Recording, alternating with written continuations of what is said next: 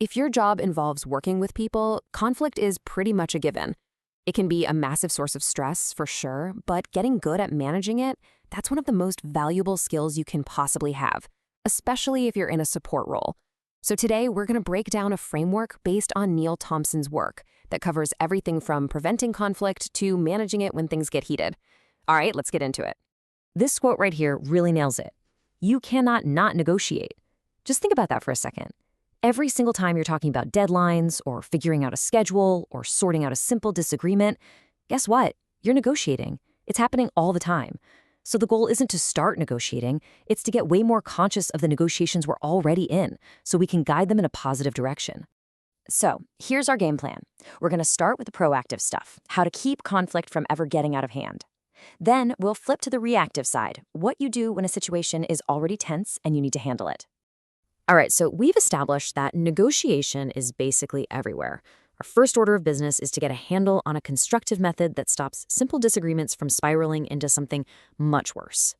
And to do that, we're going to explore an idea called principled negotiation. Now, this is not about one person winning and the other losing. Think of it as a structured way to find solutions that actually work for everybody involved. This whole approach is built on 4 core principles. You can think of these as your playbook, a step-by-step guide for turning what feels like a confrontation into a real collaboration. Let's break each one down. First up, separate the people from the problem. It is so easy to attack the person instead of the actual issue, right? Saying something like, your department is always the problem, just puts people on the defensive immediately. But if you reframe it as, let's look at the workflow issue between our teams, boom. Suddenly, it's a shared challenge you can solve together. It's about you two versus the problem, not you versus them. Second, you have to focus on interests, not positions. Okay, so a position is that hard line, that demand. I need Friday off. But an interest, that's the why behind it. I need to go to a family event. When you just argue about the position, you get stuck. But when you explain the interest, you open up a world of possibilities. Maybe you could work different hours or trade a shift. The why is where all the creative solutions are hiding. Now, this is where it gets fun. The third principle is all about generating options for mutual gain. Instead of a tug-of-war where one person has to lose, this step is more like a creative brainstorming session. The goal isn't to find the one perfect answer right away. It's just to get a ton of possibilities out on the table, no judgment. It completely changes the vibe from a fight to a puzzle you're solving together. And finally, the fourth principle, use objective criteria. This is the secret to making a decision that actually sticks because it feels fair. Instead of relying on feelings like, I just feel I deserve this, you both agree on some external, neutral standards, like official company policy, industry benchmarks, or past performance data. It takes the personal bias out of the equation, so the outcome is based on logic, not just who pushed the hardest. Now, of course, you can't talk about negotiation without talking about power.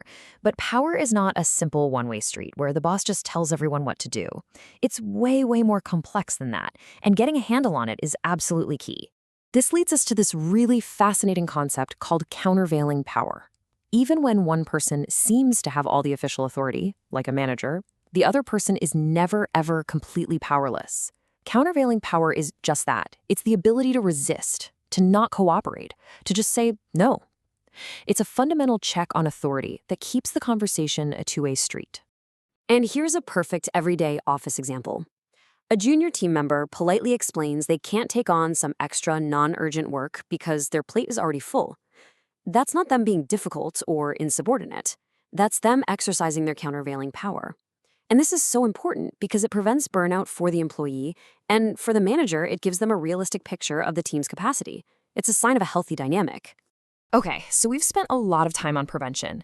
But what happens when the negotiation just doesn't work and you're suddenly facing potential aggression?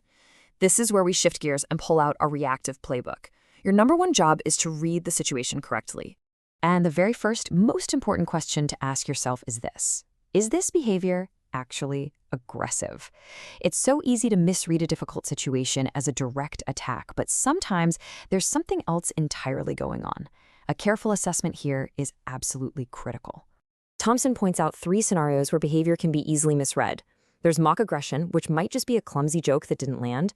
There's unchanneled anger, where someone's mad about something totally unrelated and it just spills over onto you. And then there's testing behavior, where someone might be poking you a bit to see if you're tough, to see where your boundaries are. It feels like an attack, but it's often more about them feeling defensive. On the other hand, to help us tell the difference between a misread signal and genuine danger, researcher Glynis Breakwell identified 6 things that signal a much higher risk of physical violence. If the person has a history of violence, if they're disinhibited by drugs or alcohol, or if they truly believe they have no other options. These are serious red flags. Being aware of this context is what helps you assess the real level of risk. So beyond the context, you have to read the person in the moment. And honestly, their nonverbal cues, their body language, are often the loudest signals that a situation is escalating into the danger zone.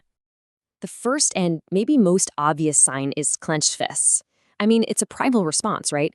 It's the body physically getting ready for a conflict. If you see this, it's a crystal clear sign that the person's internal state is incredibly agitated. Another huge warning sign is the invasion of personal space. When someone deliberately gets uncomfortably close to you, that's not an accident. That's a form of intimidation, it's a direct physical challenge, and often a precursor to a physical confrontation. And finally, you have to watch for that intense, unbroken stare, the eyeball-to-eyeball confrontation. You know the one I'm talking about. At that point, the conversation has stopped, and it's become a test of wills. This is a massive sign that things are about to boil over. So, let's bring this all together. Getting really good at handling conflict isn't about learning one single magic trick. It's about developing 2 totally distinct but deeply connected skill sets. It's really like a two-sided coin. On one side, you have your proactive toolkit, using that principled negotiation we talked about to build agreement and solve problems together. And on the other side, you've got your reactive playbook, using situational awareness to read the warning signs and keep yourself safe when things go south. To be truly effective, you need both. And that brings us to the final and maybe most important question, the one for you to think about. Looking at that two-sided coin, with proactive and reactive skills, which side do you need to polish a bit more? What's your biggest area for development? Because honestly, answering that question for yourself is the real first step on the path to mastering this.